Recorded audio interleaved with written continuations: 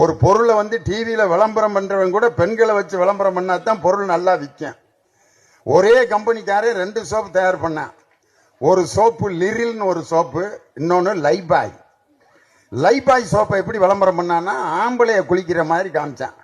ஆரோக்கிய வாழ்விலேயே காப்பது Lifebuoy, Lifebuoy இருக்குமிடம் ஆரோக்கியம் விடமே லைபாய். 4 ஆம்பளைய பாத்ரூம்ல குளிப்பேன்.